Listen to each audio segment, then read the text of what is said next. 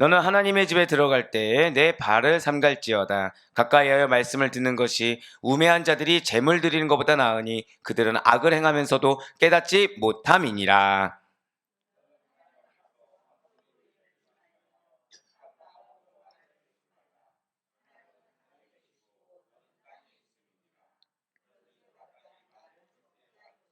함께요. 걱정이 많으면 꿈이 생기고 말이 많으면 우매한 자의 소리가 나타나느니라. 아멘. 할렐루야. 네, 오늘 변함없이 살아있는 주님의 은혜를 사모하심으로 우리가 이렇게 하루의 시작을 말씀과 기도라는 것을 주께서 기쁘게 받으시사, 자, 절대 크게 우리 선포하고 나아가시겠습니다. 나의 삶에 반드시 개입하십니다. 아멘.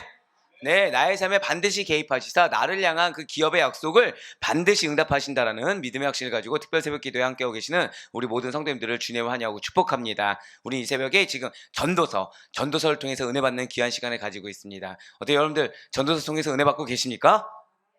네, 무엇을 통해서 은혜를 받고 있나요? 전도서 가운데 무엇이 은혜가 되십니까? 네?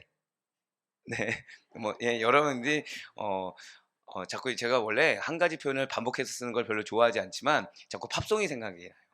예, 팝송이 yesterday 이런 느낌인 거죠. 약간. 네, 이런 느낌인 거죠. 예, 사실 오늘 솔로몬이 그 얘기를 하는 겁니다. 우리가 예배 가운데 은혜를 받아야 된다는 거예요. 예배 가운데, 기도 가운데 은혜가 있다는 것입니다. 그런데 은혜가 없는 경우도 있다는 거죠. 예, 기도 가운데 그 기도가 합당하지 않는 기도도 있다는 것입니다. 은혜가 되지 않는 예배, 은혜가 되지 않는 기도가 있다고 오늘 솔로몬이 이야기하고 있는 거예요. 그렇습니다. 지금 전도서를 통해서 우리는 인생이 허무라는 것을 너무나도 잘 알고 있어요. 해 아래 하나님 없는 인생은 허무이지만 하나님 안에서 자족함을 배우며 살아가는 참된 그리스도인들은 이 허무를 극복할 수 있다라는 것이죠. 예배 가운데서도 그럼 우리는 자족함을 느낄 수 있는 겁니까? 없는 겁니까? 있다라는 거예요. 예배 가운데 절대 고백하실게요. 감사가 회복된다.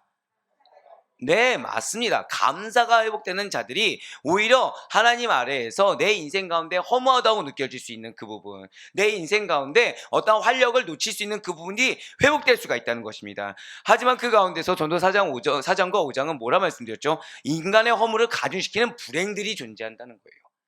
그러니까 우리가 왜 여러분들 그 예배 가운데, 기도 가운데 마음이 오히려 더 어려워졌던 적 혹시 있으십니까? 아, 저만 있는 걸로. 자, 우리가 사실은 예배를 드리는데 마음이 어려워질 때가 있어요. 기도를 하는데 오히려 마음이 힘들어질 때가 있습니다. 예, 지금 오늘 말씀이 그렇다는 거예요. 그러니까 그 가운데서 그런 그 어려운 마음, 그 마음이 힘든 거, 이걸 극복할 수 있다는 겁니까? 없다는 겁니까? 있다라는 거예요. 그러니까 하나님 얼마나 놀랐습니까?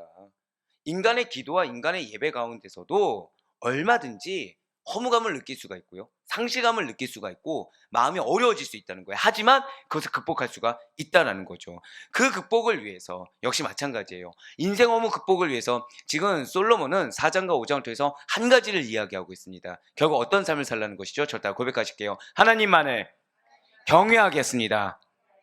그럼 예배 가운데서도 우리가 극복할 수 있는 비결 중에 하나가 무엇이겠습니까? 하나님을 경외하는 믿음이 회복돼야 된다는 것입니다. 자, 그 가운데 오늘 본문 말씀인 전도서 5장 1절부터 3절까지 말씀을 통해서 결국 핵심 포인트는 그겁니다. 형식적인 예배와 경솔한 기도를 삼가야 된다는 거예요. 자, 무엇을 삼가라고요? 형식적인 예배와 경솔한 기도를 삼가라는 것입니다. 그러고서 절대 고백하실게요. 말씀에 대해서 순종하라. 예, 그렇습니다. 말씀에 대해서 순종하라는 거예요. 자, 제가 어제 우리 새 친구들이란다. 그 새 가족도 있었고요. 새 친구도 있었지만 얘기하면서 한 가지 뿌듯한 것을 느낀 것이 있습니다. 그것이 뭐냐면 이분들이 우리 아델 포이까지 오는 데 있어서 누구를 바라봤겠습니까? 하나님을 바라봤을까요? 자, 이분들이 신앙이 있던 분일까요? 없던 분일까요? 여러분들이 그걸 아셔야 됩니다. 없던 분이 오는 거는 올 수 있습니다. 근데 예전에 다녔다가 한참 안 다닌 다음에 다시 나오는 거 쉬울까요? 어려울까요? 어렵다는 거예요. 근데 이분들이 그렇게 나오게 된 계기가 뭐 저를 보고 나왔겠습니까? 예, 여기서 관계없는 여러분들을 보고 나오시겠습니까? 인도자를 보고 나왔다는 거죠. 인도자. 그러니까 그 인도자의 모습을 보니까 궁금했다는 거예요. 그리고 와서 봤습니다. 자, 중요한 건 이거예요. 와서 봤더니 그 인도자의 예배 태도가 어땠을까요? 아, 어떻게 하면 이렇게 집중할 수 있지? 어떻게 하면 저렇게 뚫어지게 목사님을 볼 수 있지? 이거였다는 거예요. 네. 사실은 인도자가 이 자리에 있기 때문에 얘기를 안 하려고 했는데 뭐 어떻게 하겠습니까? 지금 준비한 말이 그건데 결국 우리가 예배드리는 모습을 통해서도 하나님께서는 영광 받으실 수 있다는 사실을 여러분들 반드시 믿으시길 바라겠습니다. 근데 지금 전도자는 사실은 그 얘기를 하고 있는 거예요. 우리가 형식적인 예배와 경솔한 기도를 삼가하고 말씀에 대한 순종을 할 때, 자, 저를 따라 고백하실까요? 나의 삶에 열매가 있습니다. 그렇습니다. 이것이 영적 열매가 되었든 이것이 세상 가운데 필요의 열매가 되었든 하나님께서 여러분과 저의 삶 가운데 한 번 더 고백하실게요. 반드시 필요를 채워주십니다. 네, 그 사실 믿는 믿음으로 우리 먼저 전도서 5장 1절 말씀 한번 보도록 하실게요. 너는 하나님의 집에 들어갈 때 내 발을 삼갈지어다. 가까이하여 말씀을 듣는 것이 우매한 자들이 재물 드리는 것보다 나으니 그들은 악을 행하면서도 깨닫지 못함이니라. 아멘. 네, 그렇습니다. 지금 무엇인가요? 하나님의 집에 들어갈 때, 즉 성막, 성전에 들어갈 때 지금 무엇을 삼가야 된다라고 말을 하고 있습니다. 지금 예배하는 자들이 가장 먼저 삼가야 될 것이 무엇입니까? 지금 빨간 글씨로 뭐 나와 있죠? 내 발을 삼갈지어다. 가까이하여 말씀을 듣는 것이. 예, 제일 먼저 삼가야 된다는 것이 무엇이죠? 내 발을 삼가라는 거예요. 무슨 말씀입니까? 신중하라는 겁니다. 겸손하라는 거예요. 자, 지금 내 발을 삼가라가 무슨 뜻이라고요? 절 따라 크게 고백하실게요. 행동을 신중히 하라. 언행을 겸손히 하라. 이거예요. 그러니까 예배자들이 성전에 들어갈 때, 예배자들이 교회에 갈 때 발을 삼가라. 이것이 무엇이라고요? 행동을 신중히 하라. 언행을 겸손히 하라라는 것입니다. 그렇습니다. 우리가 하나님께 나아간다는 것이 단순히 성전으로 향하는 발걸음만을 뜻하는 것은 아닙니다. 그러니까 운전해서 왔든 걸어서 왔든 이러면 나아간다 이것만을 뜻하는 것이 결코 아니라는 거죠. 우리의 앉고 서는 거, 눕고 일어나는 일상, 인생의 모든 순간들이 사실 하나님 앞에 서 있다, 하나님 앞에 있다라는 인식을 갖고 살아가야 된다는 거예요. 결국 무엇이겠습니까? 한번 더 고백하실까요? 코람데오. 예, 바로 지금 코람데오를 이야기하고 있는 거예요. 진실로 코람데오는 그리스도인들의 삶에 마땅한 방식이자 태도라는 사실을 잊지 마시길 바라겠습니다. 특별한 것이 아니라는 거죠. 그러니까 일상생활 가운데 코람데오가 갖춰져 있지 않다면 성전에 나와서도 코람데오를 할 수가 없다는 거예요. 일상의 삶 가운데 늘 항상 코람데오에 마땅한 삶의 자세를 견지하지 않으면 성전에 나와서도 왜 안에서 새는 바가지가 밖에서 샌다고 하지 않습니까? 은연중에 나오는 행동 행태가 코람데오가 아니라고 한다면 나의 모습이 나온다는 거죠.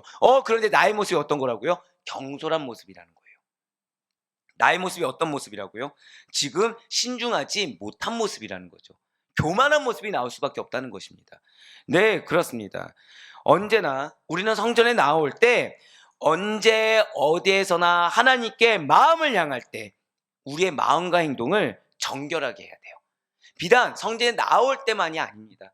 우리의 앉고 서는 거, 우리의 일상에서도 언제나 하나님께 나아가는 마음으로 우리의 마음과 행동을 하나님 앞에서 지키고 견지하며 행동할 수가 있어야 된다는 것이죠. 하나님에 대하여 최선을 다해 섬기려는 자세가 요구되어진다는 거예요.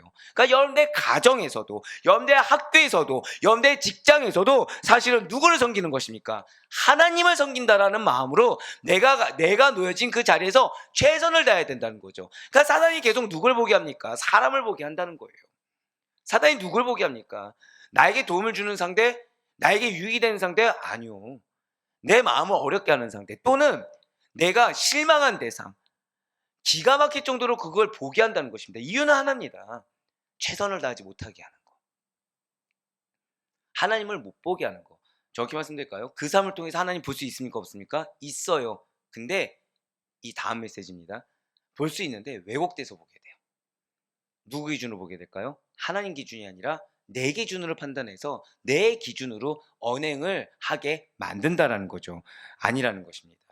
하나님께 언제나 하나님을 섬기듯이 영혼을 섬기고 공동체를 섬기는 거예요. 하나님께 언제나 성심성의껏 참되고 성실한 마음과 뜻을 다해서 나아갈 수가 있어야 된다는 거죠. 이렇게 할 때만이 우리는 언제나 하나님의 존전을 향할 수가 있습니다. 그리고 우리가 그 하나님의 존전을 향해서 언제나 우리 자신을 낮출 수가 있다라는 거예요. 경건하게 우러르며 사모할 수가 있습니다. 진정한 경외심이 무엇인지 우리가 그제서야 체감할 수가 있다는 거죠. 사랑하는 여러분들, 경외심이라는 것은요, 어쩌다 한번 나오는 것이 결코 아닙니다. 경외심은 삶인 거예요. 자, 저따가 고백하실까요? 경외심은 삶입니다. 자, 한번 간단히 표현을 해버릴까요? 자녀가 있어요. 자녀가 부모를 사랑합니다. 그러면은 행동 중에 나올까요, 안 나올까요? 행동 중에 나옵니다. 근데 자녀가 부모를 사랑하지 않는 거예요. 근데 5월 8일 어버이날만 사랑하려고 합니다. 사랑이 잘 표현될까요, 안 될까요? 여러분들 웃으시면은 제가 오해를 한다니까요. 아, 이분의 자녀는 5월 8일 날만 사랑을 베푸는 걸로. 네. 평소에 사랑을 합니다. 그러면은 5월 8일은 특별한 날이 되긴 하겠지만 일상이 어떻죠? 자녀 관계가 늘 항상 행복한 관계가 된다라는 거예요. 사랑하는 여러분들, 하나님 역시 마찬가지입니다. 일상의 삶 가운데 하나님을 경외하는 것이 몸에 배인 자들은 예배 가운데서도 그것이 드러나게 돼 있어요. 일상의 삶 가운데 하나님과 친밀한 자들은 일상 삶뿐만 아니라 성전에 나와서는 보다 더 친밀한 관계를 드러낼 수가 있다는 것이죠. 분명 예수님께서 우리에게 친구가 되어주신다고 하셨습니다. 그렇다고 해서 우리의 친구가 되어주신다고 해서 가깝게 교제하는 즐거움을 누리라는 것이지 함부로 제멋대로 해도 된다는 뜻이 결코 아니라는 것이죠. 진실로 하나님과 바른 관계를 맺고 살아가는 자들이 인생의 허물을 극복할 수 있다는 사실을 잊어서는 안 돼요. 제가 지금 코람데오를 얘기했습니다. 일상생활 가운데 경외심이 생활화되어야 된다고 말씀드렸어요. 하나님은 우리의 친구가 되어주신다고 해서 진짜 친구가 아니다 이 말씀드렸습니다. 근데 제가 지금 갑자기 뭐라고 말씀드렸죠? 인생의 허물을 극복할 수 있다는 말을 갑자기 드렸습니다. 결국 바른 관계는 무엇이죠? 바른 관계는 난 하나님 잘 믿지 이 정도가 아니라는 거예요. 삶 가운데 하나님과의 바른 관계, 하나님과의 친밀한 관계는 삶 가운데 절대 고백하실게요. 경외가 일상입니다. 바로 그거예요. 경외하는 것이 일상인 것입니다. 그러한 자가 인생의 허물을 극복할 수 있는 거예요. 정말 하나님을 두려워할 줄 아는 자가 인생의 허물을 극복할 수가 있는 것입니다. 그렇기 때문에 하나님을 제대로 알지 못하면 그 인생은 허물을 극복할 수 있는 가능성이 없어요. 사랑하는 여러분들 지금 양육을 받고 계십니다. 청년이건 우리 장년이건 다 양육을 받고 있어요. 양육 왜 받는지 아십니까? 양육 왜 받으시죠?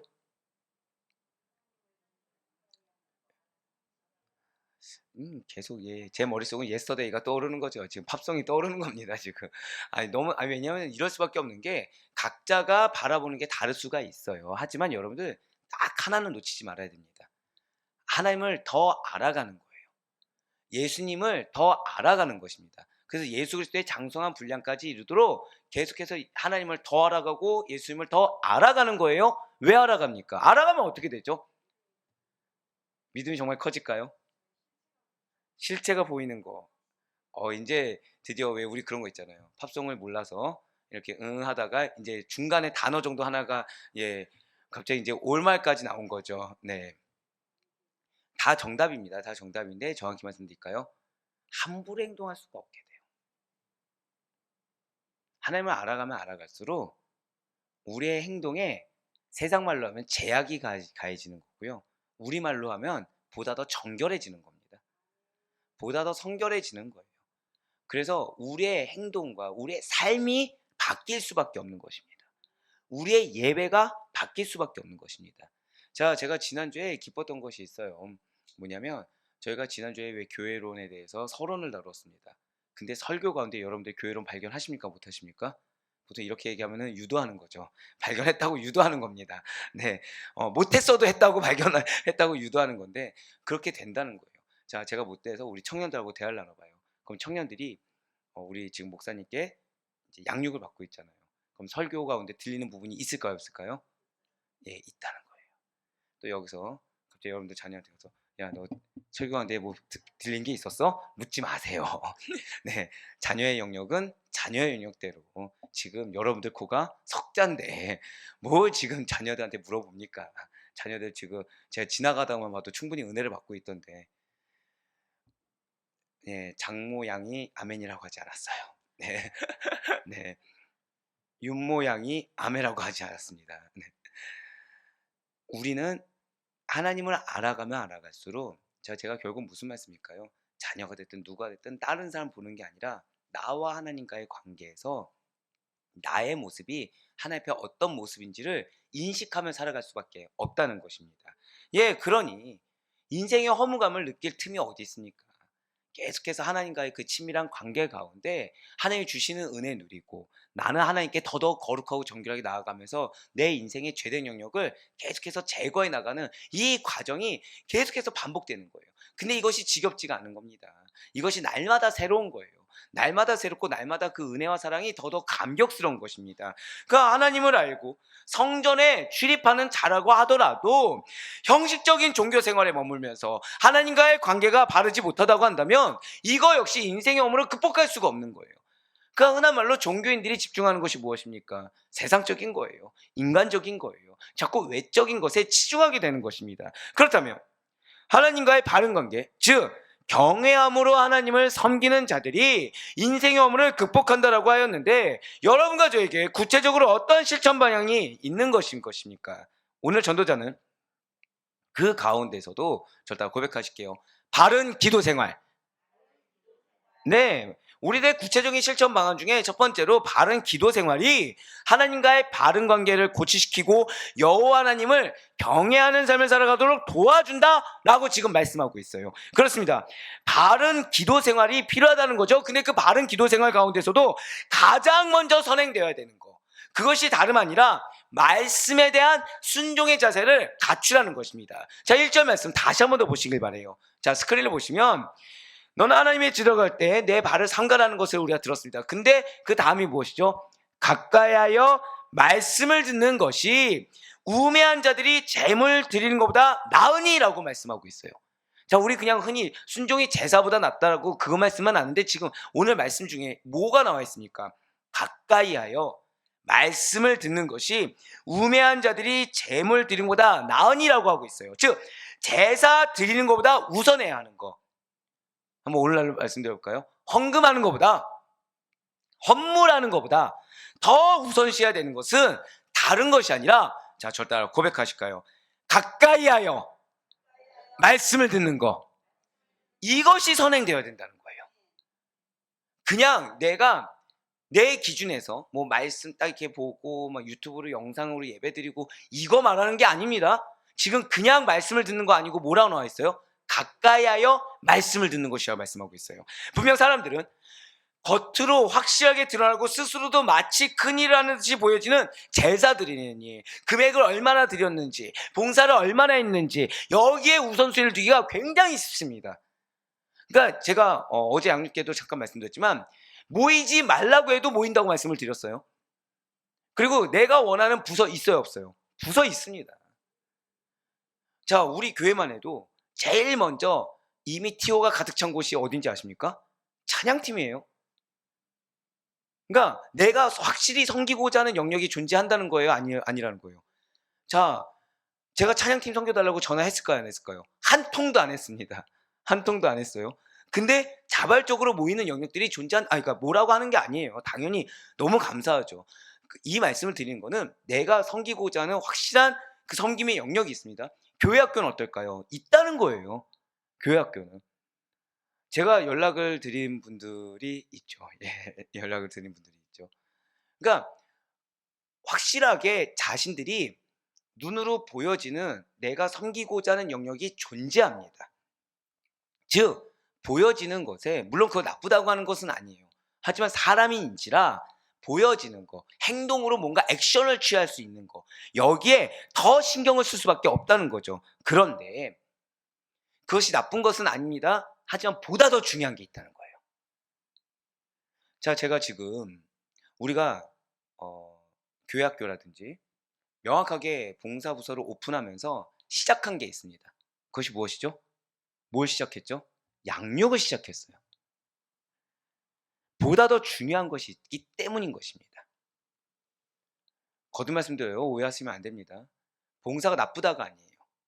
근데 이 봉사가 안 좋은 결과를 가져오게 되는 과정이 하나가 있습니다. 무엇이 없으면요? 절대 고백하실게요.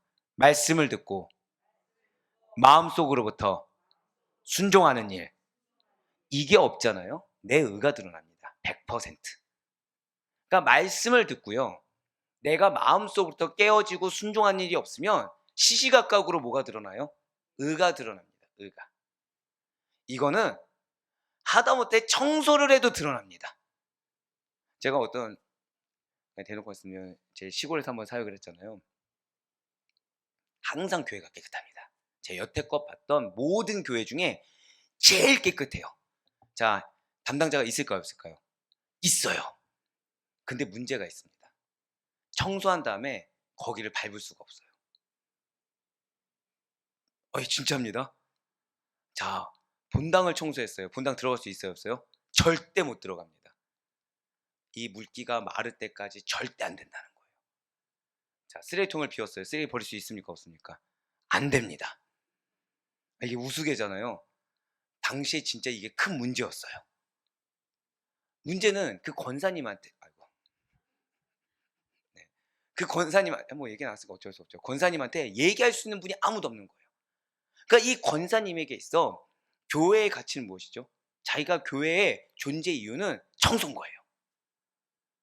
건드릴 수가 없습니다. 근데 여기서 당시에 이제 목사님께서 질책을 하신 계기가 있어요. 무엇일까요? 이 청소를 하다가 예배를 빠질 정도로 청소를 하게 된 거예요. 자, 우리 아이들이, 자, 근데 여러분들 여기서는 다 이렇게 흔들잖아요.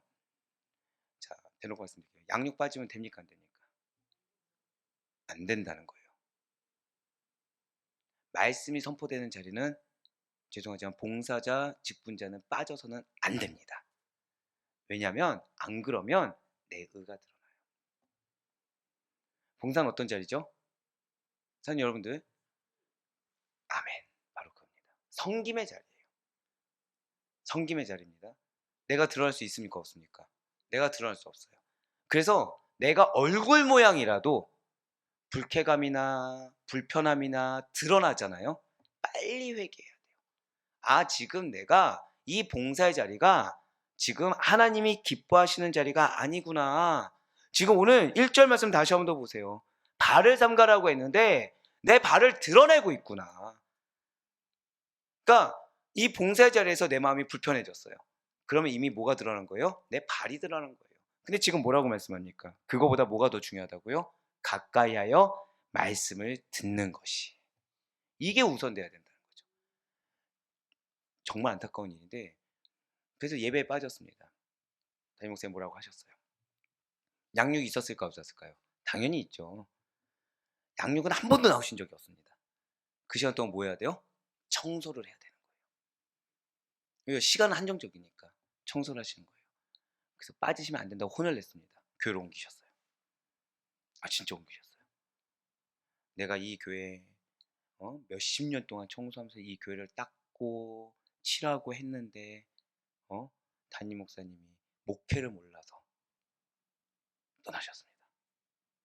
제가 그거 보고 속으로 다짐한 게 있어요. 만약에 이 권사님이 청소를 했을 때 처음 빠졌을 때 그때 누군가 얘기했더라면 이 권사님이 이게 굳혀졌을까요? 아니라는 겁니다. 사랑하는 여러분들, 그리스도인들이 말씀으로, 이거 잘 기억하셔야 돼요. 말씀을 듣는 거 아닙니다. 말씀으로 깨어져서 순종하는 거, 예수님을 알아가는 것보다 더 우선되는 건 없어야 합니다. 자, 예수님을 아는 것에서 끝나지 않았어요. 절대 고백하실까요? 말씀에 반드시 순종해야 합니다. 한 번 더 고백할까요? 나를 티끌만큼도 드러내서는 안 됩니다. 이거 잊지 마셔야 돼요. 그래서 내 모습이 드러났다. 아까도 말씀드렸죠. 뭐 불편함이든 뭐든 내 의가 드러났다. 아까 그 말씀 드렸잖아요. 밟으면 돼요? 안 돼요? 밟아서는 안 돼요. 청소한 영역을 밟아서는 안 돼요. 밟으면 어떻게 되는지 아십니까? 진짜 이러세요. 예, 할머니 권사님 이러시는 거예요. 그러면서 막 애들이 이제 하고 가잖아요. 청소하는 놈 따로 있고 어지러운 놈 따로 있지 이러시는 거예요. 애들 들으라고. 이러면 됩니까 안 됩니까? 안 된다는 거예요. 그게 뭐라고요? 지금 오늘 말씀대로 발을 삼가야 되는데 내 발을 드러내는 행위인 것입니다. 예, 맞아요. 우리가 말씀을 듣는 것을 중요하게 여겨야 되는 것이 있어요. 그러니까 하나님의 말씀을 듣고 그 마음속에 순종한 일이 가장 중요한데 말씀을 듣는 것이 제사보다 더 중요한 거, 말씀을 듣는 것보다 더 우선되지 말아야 될 것이 1절 후반절에 나오는 이유 때문이라는 거죠. 죄송했지만 1절 다시 한번 더 보시길 바라요. 1절 다시 한번 보면 마지막에 뭐라고 나와 있습니까? 그들이 악을 행하면서도 깨닫지 못한다는 거예요. 자, 이겁니다. 우리가 말씀을 듣는 것을 중요하게 여겨야 하는 것은 악행을 저지르지 않기 위해서라는 거예요. 결국 내가 성전을 섬긴다, 하나님을 섬긴다면서도 뭘 할 수 있다는 거예요? 발을 삼가지 않으면 악행을 저지를 수 있다는 겁니다. 말씀을 듣고 깨닫지 못하면 악을 행하면서도 스스로 악을 행한다는 사실을 깨닫지 못한다라는 거죠. 악이 무엇입니까? 영원히 실족하게 되는 거예요. 악이 무엇입니까? 하나님의 뜻보다 내가 앞서는 거예요. 예, 스스로가 우리가 영적인 혼란, 혼돈, 어리석음에서 벗어나기 위해서는 가장 우선되어야 되는 것은 먼저 말씀을 듣고 바로 깨닫고 나에게 적용하는 것이 반드시 필요하다는 거죠. 그렇지만 말씀이 제사보다 중요하다는 거, 말씀이 나의 섬김보다 더 중요하다는 것을 모르는 어리석은 자들은 제사를 드리는 것으로 마치 모든 문제가 해결된 것처럼 착각하고 이 일에만 치중해 버린다는 거예요. 그러니까 말씀을 아는 데서 끝나는 거, 내가 몇 시간 동안 들었다 이걸로 끝나버리려고 한다는 거죠. 그런데 목사님, 예배가 말씀을 듣고자 나오는 것이 아닙니까? 이렇게 질문할 수도 있을 거예요. 사랑하는 성도님들, 예배는 말씀을 공부하는 시간이 아닙니다. 말씀을 양육받는 시간은 말씀을 공부하고 끝나는 시간이 결코 아닙니다. 예배는요, 말씀과 기도로 하나님을 경배하고 찬양하는 시간. 저다 고백하실까요? 나를 하나님께 맞추는 시간, 이거예요. 그래서 하나님께 경배를 올리고 하나님을 찬양하는 시간이에요. 말씀을 양육하는 시간은 어떤 시간이고요? 나를 하나님께 맞추는 시간입니다. 몰랐던 걸 깨닫고 삶에 적용하는 거예요. 예배에 적용하는 겁니다. 그래서 나는 양육을 받는데 변화되지 않았다? 빨리 양육을 끊고 회개해야 돼요. 내 머리만 커지는 일이 없어지게, 그 교만한 자가 되지 않게 빨리 끊어야 되는 것입니다. 하나님을 경외하고 그분 앞에 낮아지려는 신중하고도 겸손한 마음이 없이 오늘 한번 좋은 말씀 들어볼까? 오늘 말씀이 그래 얼마나 우리 목사님 연구했는지 보자, 또는 새로운 무언가를 깨닫겠지, 그냥 이 정도 자세, 마치 하나님을 시험하는 자세로 앉아있다고 한다면 이미 그것은 참다운 예배도 안 되고요, 참다운 양육도 안 돼요. 내가 양육을 받았는데 내가 깨어지지 않고 누군가 다른 사람에게만 적용하고 있다, 이것도 참다운 양육의 자세가 아닌 거죠. 이 자세가 무엇이라고요? 내 발을 삼가라고 했는데 내 발만 드러내고 있는 겁니다. 내 발만. 진실로 하나님께서는 자신을 경홀히 여기는 자, 제가 지금 어떤 표현을 썼어요? 그 모습이 하나님을 경홀히 여기는 겁니다. 하나님의 허락된 은혜의 예배 시간, 하나님의 허락된 은혜의 양육 시간을 경홀히 여기는 것은 다른 데 있지 않아요. 내가 앞서는 겁니다. 하나님이 주체가 돼야 되는데 나는 하나님 주체가 되는데 내가 변화되지 않았어요. 나는 하나님 주체가 돼야 되는데 내 모습이 그대로 드러나고 있어요. 그건 하나님을 경홀히 여기는 겁니다. 그래서 자신을 경홀히 여긴 자를 경홀히 여긴다는 사실을 반드시 기억하시길 바라요. 그래서 하나님께서 성경을 통해서 이렇게 말씀하십니다. 사무엘상 2장 30절의 말씀입니다. 그러므로 이스라엘 하나님 나 여호와가 말하노라, 내가 전에 내 집과 내 조상의 집이 내 앞에 영원히 행하리라 하였으나 이제 나 여호와가 말하노니 결단코 그렇게 하지 아니하리라. 나를 존중히 여기는 자를 내가 존중히 여기고 나를 멸시하는 자를 내가 경멸하리라. 아멘. 하나님을 존중히 여긴다고 해서 내 기준이 들어간다, 이거는 경멸하게 여기는 겁니다. 자, 아까 이제 잠깐 그 청소를 말씀드렸잖아요. 자, 그분 하나님 존중히 여깁니까 안 여깁니까? 성전을 항상 깨끗하게 청소했잖아요. 사람의 눈치를 보지 않고 성전을 항상 깨끗하게 유지했잖아요. 자, 이거 존중히 여기는 겁니까 안 여기는 겁니까? 왜 아니라고 말씀하시죠? 왜 우선순위가 바뀌었다고 생각하세요? 자, 여러분들 부서를 열심히 섬기는데 하나님 우선되는 기준이 있을 수가 있습니다. 근데 때로는 그 기준이 우선될 때가 있어요. 마치 누구처럼요? 이 청소하는 기준처럼. 근데 왜 우선순위가 바뀌었다고 말씀하셨어요? 여러분들 왜 우선순위가 바뀌었다고 말씀하셨죠? 성전 깨끗이 한 거잖아요. 그쵸? 자, 성전에서 뛰어다니면 됩니까? 안 됩니까? 성전에서. 성전 항상 깔끔해야 됩니까? 안 깔끔해야 됩니까? 절대 고백하실게요. 정답이 아닙니다. 하나님의 마음을 느끼셔야 돼요. 우리 양육 왜 받는다고요? 하나님을 더 알아가기 위함이죠. 예배 왜 드린다고요? 하나님께 나의 전전을 드리는 거예요. 근데 내가 알고 있는 이 지식, 기준을 잣대로 평가할 수가 없는 겁니다. 무엇이 우선돼야 된다고요? 하나님의 마음이 우선돼야 돼요. 저 고백하실까요? 영혼보다 앞서는 건 없습니다. 이걸 기억하세요. 교회가 어떤 곳이죠? 구원받은 자들의 모임이라 말씀드렸습니다. 교회는 어디에 포커스를 두고 있죠? 구원의 사역입니다. 자, 중요한 거. 다음 세대의 양육. 무엇이라고 말씀드렸죠? 구원 사역의 계승이라고 말씀드렸어요. 그러면은 그 영혼이 누굴 만나야 되는 거죠? 하나님을 만날 수 있게 도와줘야 됩니다.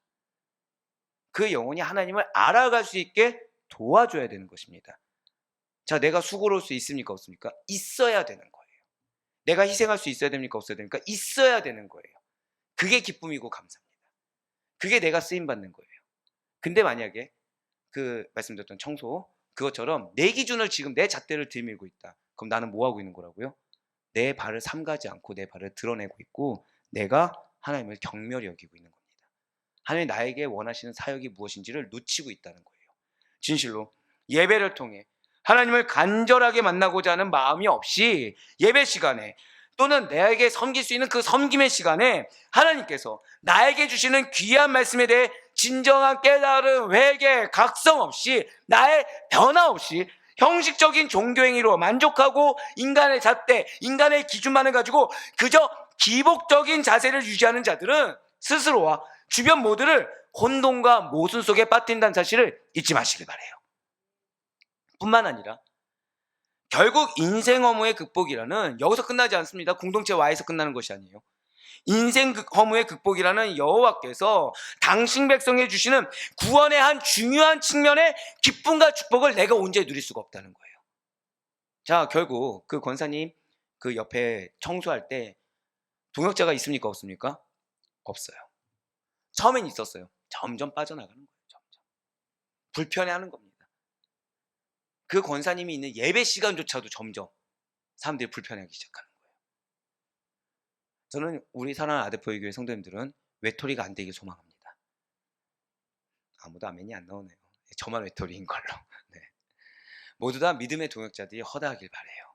그러기 위해서는 저 다 고백하실까요? 내가 먼저 깨져야 합니다. 이걸 기억하셔야 돼요. 이게 은혜예요. 내가 말씀 가운데 하나님을 알아가고 내가 말씀 가운데 내가 변화되고 그래서 내 기준이 점점 없어지고 하나님의 기준이 세워지는 거, 이것이 은혜인 줄 반드시 믿으시길 바라겠습니다. 이렇게 바른 기도 생활을 하기 위해서 지금 사전 단계가 이겁니다.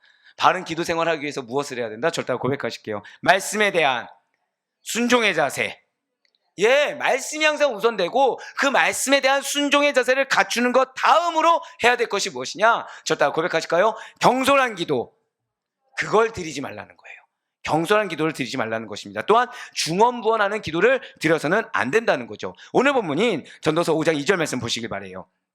너나 하나님 앞에서 함부로 입을 열지 말며 급한 마음으로 말을 내지 말라. 하나님은 하늘에 계시고 너는 땅에 있음이니라. 그런즉 마땅히 말을 적게 할 것이라. 아멘. 자, 지금 빨간색 글씨로 서두에 무엇을 말씀하고 있습니까? 너나 하나님 앞에서 함부로 입을 열지 말며 급한 마음으로 말을 내지 말라는 거예요. 이게 뭐냐? 이게 바로 경솔한 기도를 드리지 말라는 권면인 것입니다. 사실 우리는 하나님의 뜻이 아니라 나의 상황에 따른 나의 뜻을 앞세우는 기도를 드리기가 쉽다는 거죠. 이런 기도는 하나님께서 들어주시지 않을 뿐만 아니라 나의 인생의 허무, 인생의 상실, 인생의 염려만 더 깊어지게 만들기 때문에 전도자는 이것을 엄격히 금지하고 있다는 거예요. 그렇습니다. 지금 전도자는 하나님 앞에 함부로 입을 여는 그릇된 기도가 바로 신중하지 못한 급한 기도, 불신에서 나오는 조급한 마음에서 비롯되는 죄로서 진정한 여호와 하나님을 경외하는 일에 위배되는 것이다라는 것을 지금 상기시켜주고 있습니다. 자, 저다 고백하실게요. 조급함이 경외를 위배합니다. 이걸 기억하시라는 거예요. 내 마음의 조급함이, 신중하지 못한 조급한 마음이 죄라는 겁니다. 그러면서 2절 후반절에 보면 마땅히 말을 적게 할 것이라 라는 말씀 역시도 지금 기도에 있어서 하나님의 뜻을 알지 못하거나 생각조차 해보지 않고 무조건 나의 지금 사사로운 희망 상황을 나열하며 중언부언할 것이 아니라 하나님께서 원하시는 기도를 드려야 함을 교훈하고 있다는 거죠. 그래서 스크린 한번 다시 한번 더 보시면 후반절에 무엇을 말씀하고 있습니까? 하나님은 어디에 계시다고요? 하늘에 계시고 너는 땅에 있음이라. 그런즉 마땅히 말을 적게 할 것이라. 아멘. 아니 지금 이해가 안 되는 게 있어요. 이게 너무 당연한 말이잖아요. 하나님은 하늘에 있고 우린 땅에 있는 거. 그러니까 하나님과 우리가 있는 것이 다르다는 것이 대체 왜 말을 적게 해야 하는 이유가 되는 것입니까? 왜냐하면 인간이요, 말을 많이 하면, 그러니까 기도를 막 많이 하잖아요. 그러면 하나님께서 기도를 들으실 것으로 오해하는 이유가 하나님은 땅에 사는 인간과 달리 하늘에 계시는 전지전능한 분이라는 사실을 망각하기 때문입니다. 하나님께서 여러분들에게 기업이라는 약속을 주셨습니다. 믿으십니까? 근데 우리의 기준이 그 약속의 말씀이 기준이 아니라 내 상황이 기준될 때가 있어요. 그러니까 이 기업의 약속을 믿고 나아가는 게 아니라 상황 따라 하다 보니까 여러분들 상황이 단순합니까? 복잡합니까? 복잡하죠? 인간 사는 복잡하죠. 그러니까 말이 많아질까요? 적어질까요? 말이 많아지는 거예요. 근데 그 근거가 무엇이라고요? 하나님께서 전지전능하신 분이어서 약속을 주시면 반드시 이루신다는 사실을 망각하기 때문에 내 현실의 마음이 어떠냐, 내 현실의 상황이 어떠냐, 이거를 가지고 점점 중언부언하기 시작한다는 겁니다. 여기에 뭐가 빠져 있어요? 저를 다 고백하실까요? 하나님을 향한 신뢰, 이게 빠져 있는 거예요. 내가 느끼는 마음이 중요합니다. 내가 느끼는 상황에 따른 압박이 너무 중요해 버렸어요.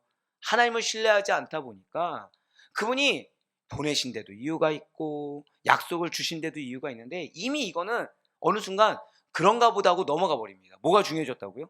지금 내 마음이 중요해졌어요. 내 상황이 중요해졌다는 거죠. 지금 그 얘기예요. 그렇습니다. 때때로 우리는 하나님을 향하여 기도한다고 하면서 여호와의 초월성, 여호와의 전지전능하심을 잊어버리고 나의 생각, 나의 감정, 나의 마음, 나의 희망만을 하나님 앞에 일방적으로 쏟아내는 것을 마치 기도인 것처럼 착각한다는 것입니다. 그러나 이러한 기도는 하나를 놓친 기도죠. 정확히 말씀드릴까요? 시작이 하나님을 경외하는 마음에서 시작해야 되는데 이거를 놓쳤다는 거예요. 결국 기도의 시작은 무엇입니까? 저 따라 고백하실까요? 하나님을 경외하라. 그걸 놓친 거예요. 하나님을 두려워해야 돼요. 그래서 나의 언행을 다시 한번 더 돌아봐야 됩니다. 나의 마음 상태를 돌아봐야 돼요. 근데 그건 돌아보지 않고 나는 하나님 경외하지 라는 텍스트 뒤에 딱 숨어가지고 무엇만 얘기하고 있다고요? 일방적으로 내 생각, 내 감정, 내 느낌, 내 희망만을 쏟아낸다는 거죠. 근데 이런 기도를 통해서는 결코 하나님과 바른 관계가 될 수가 없다는 것입니다. 제가 그래서 지난 금철 때 말씀드렸죠. 하나님은 우리의 필요를 채워주십니다. 믿으십니까? 근데 우리의 필요가 하나님 보시기에 믿음이면 믿음을 되돌이킬 수밖에 없는 거북한 환경을 계속 주시는 거예요.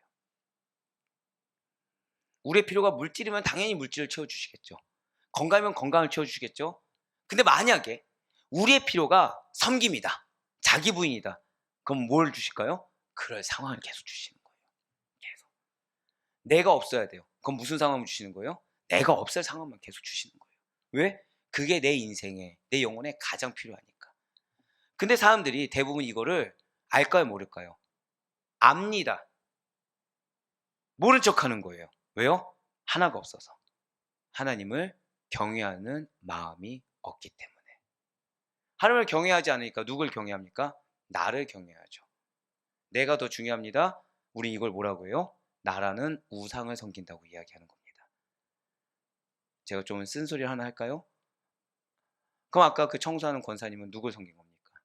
나를 섬기고 있는 거예요. 나. 내가 생각한 봉사, 내가 생각한 성전, 내가 생각한 그 성전을 섬기는 방법, 이거 섬기고 있는 거예요. 뭘 놓쳤죠? 한 번 더 저다가 고백하실까요? 하나님을 온전히 경외하는 마음, 그걸 놓쳤다는 거예요. 그렇습니다. 하나님께 듣지 않는 기도를 쏟아내면서 자신은 하나님을 찾고, 나는 지금 그분께 기도의 분량을 채우고 있기 때문에 나는 하나님을 잘 섬기고 있고 또 그분의 모든 축복을 받을 수 있을 거라고 오해한다는 거죠. 하지만 이러한 자세와 행동으로는 하나님과 교제할 수도 없고 인생의 허물을 극복할 수도 없다는 사실을 반드시 잊지 마시길 바랍니다. 그러면서 전도서 5장 3절 말씀 보시길 바라요. 걱정이 많으면 꿈이 생기고 말이 많으면 우매한 자의 소리가 나타나느니라. 지금 이 3절은 앞선 2절과 이어지는 내용입니다. 무슨 뜻일까요? 걱정이 많으면 기도할 때, 저따가 고백하실게요. 허망한 기도 한다는 거예요. 그러니까 그냥 딸래 여러분들에게 기업이 있습니다, 약속이 있습니다, 믿으세요라고 하는 게 아니에요. 걱정이 왜 있죠? 믿음이 없으니까 있는 겁니다.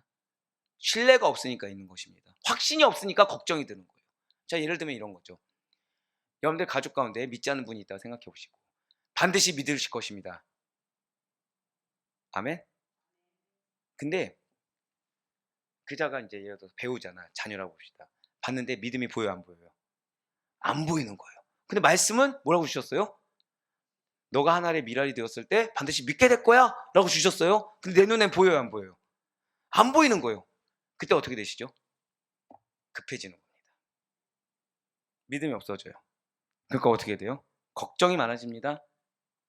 허망한 기도 드린다는 거예요. 허망한 기도. 말을 많이 하는 경솔한 기도를 하게 되면 우리의 기도가 하나님이 기뻐하지 않는 어리석은 말만 나올 수밖에 없다는 겁니다. 이에 대한 치유책이 무엇입니까? 다른 거 아니에요. 첫 번째는 하나님을 경외하는 겁니다.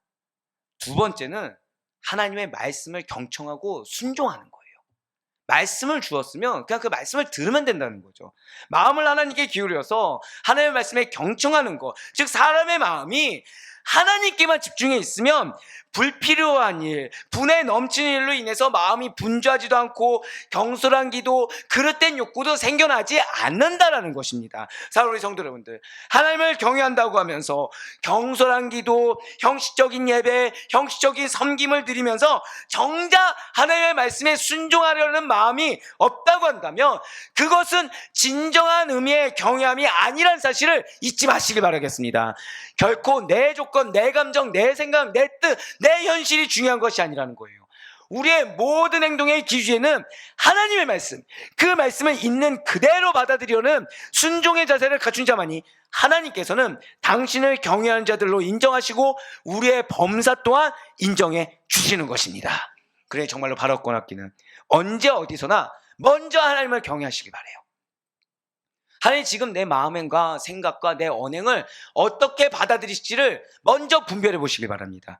그 가운데 내가 먼저 말씀에 대한 순종하는 자세를 갖추시길 바라요. 그리고 진실한 기도를 드리시길 바랍니다. 그 가운데 하나님께서 지금 여러분들에게 바라는 깊이 있는 관계, 그 깊이 있는 관계 가운데 그 관계 속에서만 얻고 누릴 수 있는 우리 모든 성도님들의 축복된 삶이 될 수 있기를 주님의 이름으로 간절히 축원합니다.